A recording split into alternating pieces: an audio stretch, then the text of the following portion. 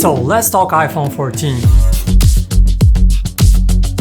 Believe it or not, the next iPhone is coming in just a couple of months, so if you're not in a rush to buy a new phone, you might want to wait it out and see what the new model brings. And thanks to Miracase for sponsoring this video. And we have seen a bunch of leaks and rumors already, so we kind of know a good deal about it. First thing is that we'll still have 4 new models, which are coming in September, but there will be no Mini this time around.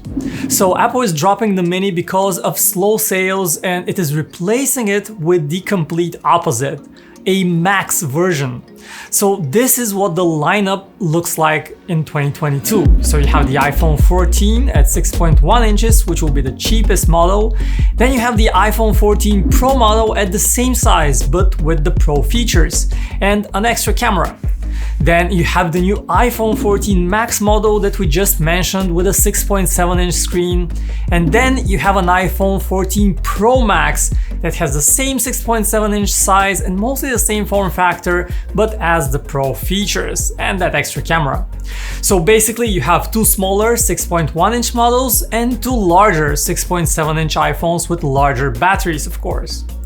And the other big change this year is that Apple is widening the gap between the Pro and the non-Pro versions. So up until now, all new iPhones got the same processor, but that's not the case for the iPhone 14 series, where only the Pro models will get the new Apple A16 Bionic chip, while the non-Pro versions will stick with the previous A15 chip that was also used in the iPhone 13 series. So not only that, but the Pro versions will also get slimmer borders around the screen for a slightly narrower body that will make it just a bit easier to hold and grip them with one hand, even though the screen diagonals, screen sizes will be identical between the Pro and the non-Pros. Oh, and you have probably noticed this instead of the familiar notch. It contains all the hardware necessary for Face ID, but is arguably a bit more discreet than the notch. We call it the I-shaped notch because it looks like the letter I sideways. And speaking of the differences, the Pro models will get better ProMotion screens that refresh from 1 Hz to 120 Hz.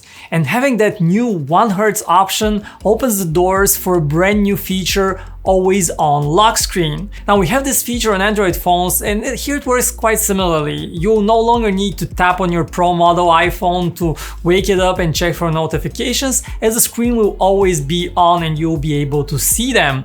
Much like you now have the always-on lock screen option on the Apple Watch. But the really big new feature on the Pro models might be the new camera sensor used for the main camera.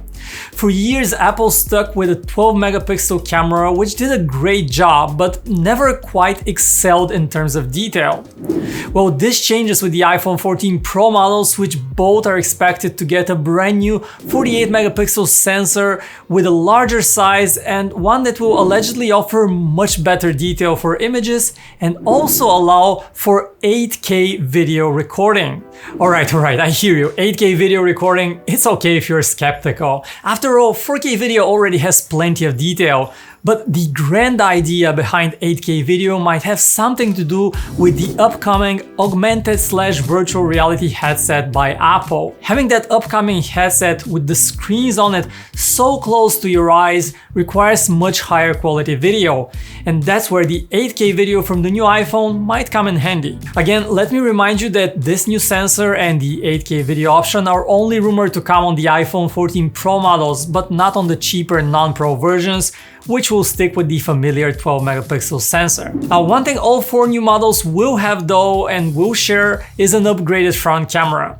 While other companies experiment with crazy invisible under-the-screen front cameras, Apple is just doubling down on what already works, on quality, with an even more impressive front camera sensor that for the first time will support auto-focusing, which will give you a bit more separation from the background, and it should also work great for portrait photos and videos using that front camera. Now we can further dig down in the nitty-gritty of rumors, where you will discover all 4 iPhone 14 models are expected to have 6GB of RAM on board.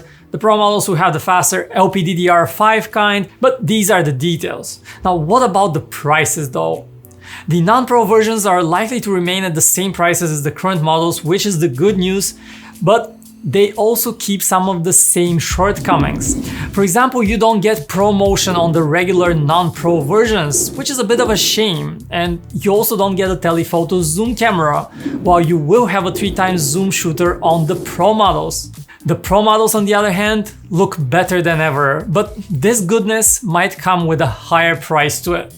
Just recently we heard iPhone suppliers had to ramp up prices on components, and this might lead to higher prices on all the iPhone 14 Pro models, and we're hearing something to the tune of $100 price increase across the Pro range. And speaking of expensive iPhones, it pays to have your devices well protected. That's why I have been using the Miracase iPhone 13 series case with built-in glass screen protector in the past few weeks, and I am impressed with it. It's essentially a two-piece case with full body protection. It comes with a glass screen protector and then the rugged case itself with rubberized sides that protect the phone from all sides. Now you first have to peel the film off the screen protector with this satisfying sound, and the protector is such a breeze to install. You get no bubbles, you just snap it on and it just fits. So easy. And the screen protector is clear and sensitive too, and the whole package feels very protective. To me, this looks a lot like an OtterBox case, just in a thinner form factor. And you also retain full access to your ports, microphone, speakers, everything fits perfectly, and buttons remain nice and clicky. The case is also thin enough so you can still use a MagSafe wireless charger with it, and it's also nice that it has a clear back so you get to see a splash of your iPhone color. And just as easy as it is to assemble the case, you can also disassemble it repeatedly, something not possible with traditional screen protectors. Plus, in case of breaking the front glass screen protector, the company can actually change it free for customers. And now might be the best time to buy one. Miracase has great deals on its cases, so if you want proper protection for your phone, check out the links in the description to this video and get yourself the Miracase right now. And one final thing that is not yet clear about these upcoming iPhones is just the battery life. So the current iPhone 13 series delivered one of the bigger leaps in battery life in recent iPhone history, and it would be hard for Apple to once again bump up battery numbers so significantly, but we are hopeful for a slight increase. We don't have high hopes for faster charging though. Apple sticks with 20-watt charging speeds, which are probably the slowest in the industry, and it still takes around 2 hours or sometimes even more to charge an iPhone. We guess Apple does this to help long-term battery health and ensure there are no exploded batteries anywhere, but somehow all other manufacturers seem to have this one figured out. Anyway, when are these new iPhones coming out? So Apple works like a well-oiled machine, and its official iPhone announcement happens every year at the same time, in the middle of September, with availability in just a week or so in late September, so this is exactly what we hope and expect to see this year. Now we do hope there are no delays, but with COVID lockdowns and the world at war, it might be best to place your orders early so you don't end up on a waiting list if you are that excited about the iPhone 14.